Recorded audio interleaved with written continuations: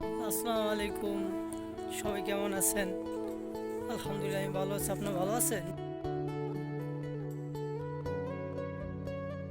ঘুরলাম, ভারী লাগলো।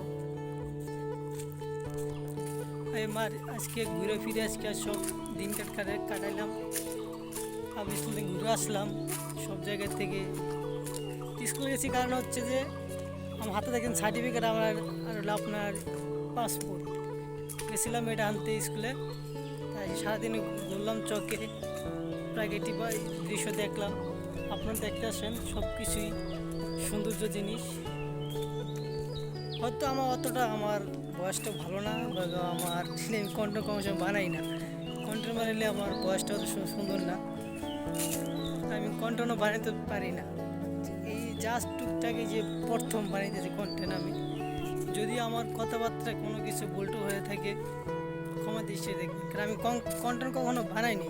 কন্টেন্ট বানাইলে আমার কন্টেন্ট ভালো না, সেই জন্য আমি বানানো কন্টেন্ট।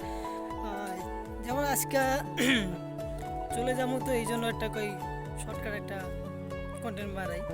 আমাদের দেশে বাড়ি হচ্ছে শরীয়তপুর। হয়তো কে জানে না আমার দেশে বাড়ি কই, এই যে আজকে বলে দিলাম আমার দেশে বাড়ি হলো শরীয়তপুর।